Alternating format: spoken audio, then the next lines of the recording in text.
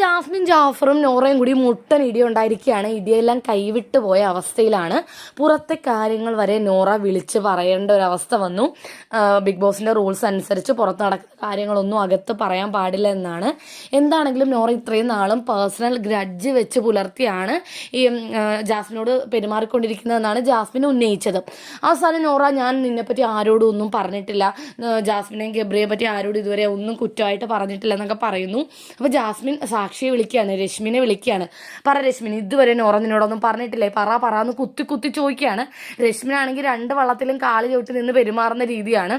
പറഞ്ഞിട്ടുണ്ട്, എന്നോട് പറഞ്ഞിട്ടുണ്ട് നോറ, പക്ഷെ നീ വിചാരിക്കുന്ന രീതിയിലല്ല, കുറ്റമായിട്ടല്ല, അങ്ങനെ ഇങ്ങനെയൊക്കെ പറയുന്നു. രശ്മിന്റെ മുഖത്ത് ചിരി കാണുമ്പോൾ ജാസ്മിൻ ശരിക്കും പറയുന്നുണ്ട്. കണ്ടില്ലേ, രശ്മിന്റെ മുഖത്ത് ചിരി കാണുമ്പോൾ അറിയാം നീ അവളോട് എന്നെപ്പറ്റി കുറ്റം പറഞ്ഞിട്ടുണ്ട് എന്നൊക്കെ പറഞ്ഞ് ഇവർ തമ്മിൽ ഭയങ്കര ഇടിയാണ്.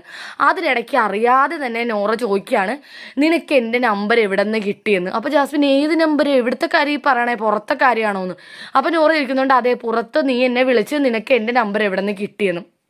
അപ്പോൾ ജാസ്മിൻ പറയുന്നുണ്ട്, തീർന്ന് നോറ, നീ തീർന്ന്, ഇതോടുകൂടി എല്ലാവർക്കും എല്ലാം മനസ്സിലായി, നീ മിണ്ടാതിരുന്നു, ഇനി നീ ഇതില്ലെന്നൊക്കെ. അപ്പോൾ ജാസ്മിൻ പറയുന്നുണ്ട്, എനിക്ക് മുന്നക്ക തന്നാണ് നിന്റെ നമ്പർ എന്ന്. പെട്ടെന്ന് തന്നെ രശ്മിൻ കയറി ഇടപെട്ടിട്ട്, അയ്യോ പുറത്തെ കാര്യമൊന്നും ഇവിടെ സംസാരിക്കാൻ പാടില്ല, നിങ്ങൾ നിർത്തുന്ന പറഞ്ഞാൽ രശ്മിൻ ആ ടോപ്പിക്ക് നിർത്തിക്കുന്നുണ്ട്. ഇതിൽ നിന്നും പ്രേക്ഷകർക്ക് മനസ്സിലാക്കാൻ പറ്റുന്ന ഒരു കാര്യം, ഇവർ ഈ ബിഗ് ബോസ് ഹൗസിൽ വരുന്നതിന് മുമ്പ് പുറത്ത് വെച്ച് തന്നെ കോണ്ടാക്ട് ചെയ്തിട്ടുണ്ട്. പലരും അങ്ങോട്ടും ഇങ്ങോട്ടും വിളിക്കുകയും സ്ട്രാറ്റജി എല്ലാം നേരത്തെ പ്ലാൻ ചെയ്യുകയും എല്ലാം പ്ലാനിങ്ങോട് കൂടിയാണ് എല്ലാവരും വന്നിരിക്കുന്നത്. അതിൻ്റെ അകത്ത് എല്ലാവരും ഒന്നും പറയാൻ പറ്റില്ല. നമ്മുടെ ജാസ്മിൻ്റെയും ഗബ്രിയുടെയും ഒരു ബോണ്ട് വന്നിട്ട് രണ്ടാം ദിവസം തന്നെ എന്തോ വർഷങ്ങൾ പരിചയമുള്ള രീതിയിലുള്ള ഒരു ഫ്രണ്ട്ഷിപ്പാണ് ജാസ്മിനും ഗബ്രിയുമായിട്ട് ഉണ്ടായത്. ഈ രണ്ടാമത്തെ ദിവസം തന്നെ എങ്ങനെ ഇവർ ഇത്രയും തിക്ക് ഫ്രണ്ട്സ് ആയെന്ന് എല്ലാവർക്കും നല്ല സംശയം ഉണ്ടായിരുന്നു.